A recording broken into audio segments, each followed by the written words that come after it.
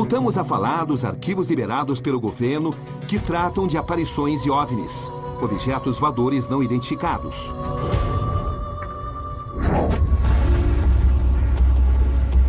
Os ufólogos recebem com reservas a abertura dos arquivos. Para eles, muita coisa misteriosamente ficou de fora.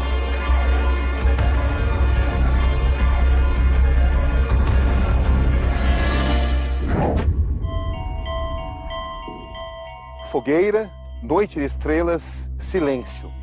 Os principais ufólogos brasileiros esperaram durante 30 anos por um momento como esse.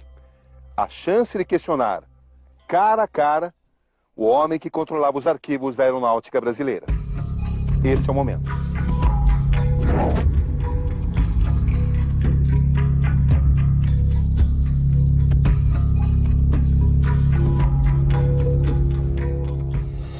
Brigadeiro, através dessa campanha que nós estamos movendo para pedir para que o governo reconheça o fenômeno dos discos voadores, nós já obtivemos algumas centenas de páginas de documentos.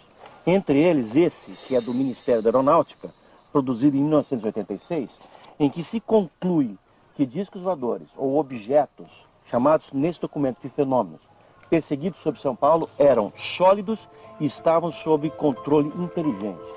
Havendo essa admissão por parte dos militares, há alguma chance de que o governo brasileiro, algum dia, talvez na próxima administração, reconheça a materialidade do fenômeno UFO e de que nós estamos sendo visitados por outras espécies inteligentes? A palavra sólido não significa inteligente. E a palavra inteligente não significa necessariamente sólido. O que está escrito no documento é que os objetos eram sólidos e aparentemente conduzidos por entidades inteligentes. Exato. Os objetos não eram inteligentes, eram conduzidos por... Sim, exatamente. Tá. Não, é bem diferente as coisas, são conceitos bem diferentes. Todo objeto capturado por um radar, em princípio, é sólido. O radar não faz captação de fantasmas. O fato de se desviar de um avião voando a velocidade supersônica leva a entender uma manobra inteligente. E o documento só quis dizer isso. Agora, se é extraterrestre, de onde veio essa inteligência, o documento não faz nenhuma referência a isso. O senhor acredita que toda essa documentação gerada pelos militares brasileiros possa estimular o governo a vir admitir que nós estamos sendo visitados por outras espécies? Eu considero uma coisa profundamente arriscada um governo, seja ele qual for, afirmar peremptoriamente que o seu país está sendo visitado por extraterrestres. Eu acho muito mais prudente, muito mais sensato, muito mais sólido e muito mais inteligente que ele diga que o seu país está sendo sobrevoado por objetos que ele não tem competência para identificar. E apelar à ciência do mundo, rezar para que a ciência do mundo pesquise, vá a fundo nisso e descubra a origem dessas coisas.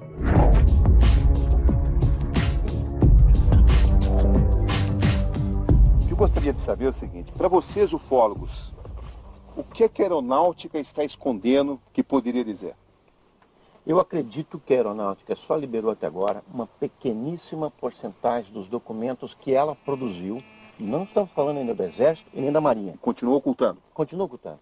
Sabe de muito mais do que está revelando? Eu acho que sabe muito mais do que está revelando. Agora, talvez... Isso acontece? Brigadeiro.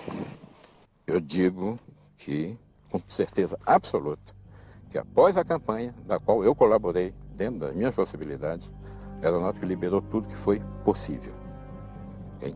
Agora, documentos estão espalhados pelo país inteiro, foram concentrados numa determinada época no Condado. Foi um esforço muito grande para concentrar esses documentos.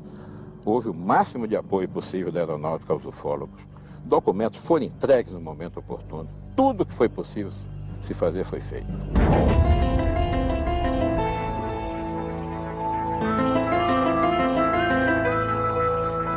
O episódio mais emblemático da história da ufologia brasileira foi o caso Varginha.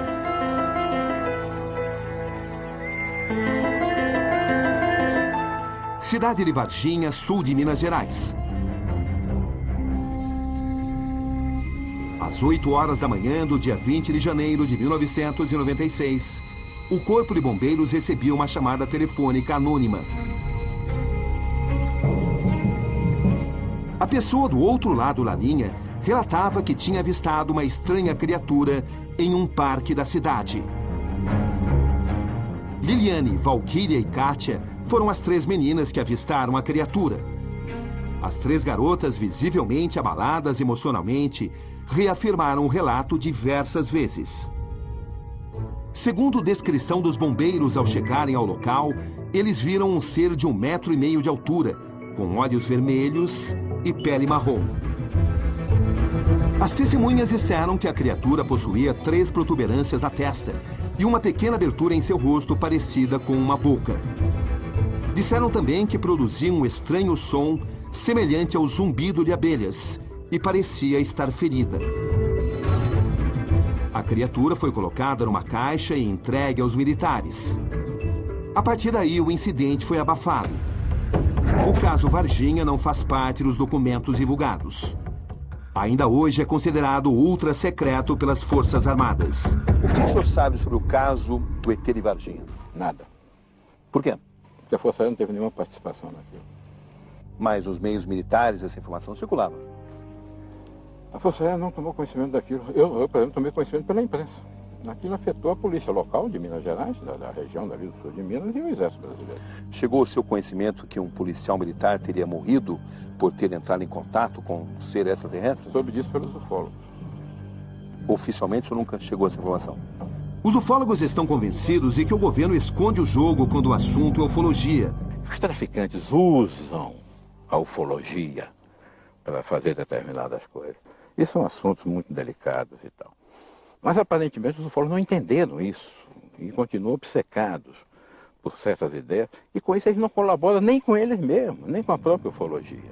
É que eles estão sedentos por informações, né? Estão sedentos por... Quem não está sedento por informações, Cabrinho? Me diz um único ser humano inteligente que não é sedento por informações. Eu sou sedento por informações. Muitas informações. E você, como jornalista, deve ser muito mais do que eu.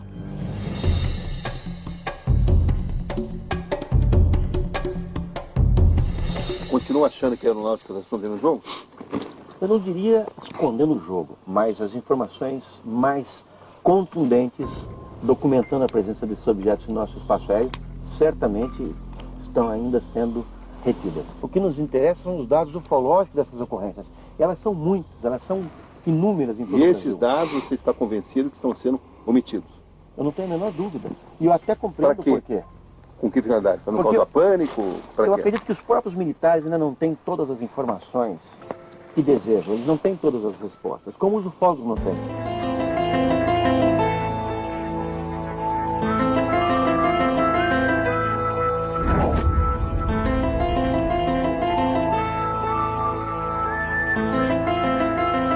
Ainda nesta edição, um ET entra em contato com os ufólogos do Projeto Portal. É o que eles garantem. A frequência do vídeo somente para a câmera. Você não enxerga quase nada.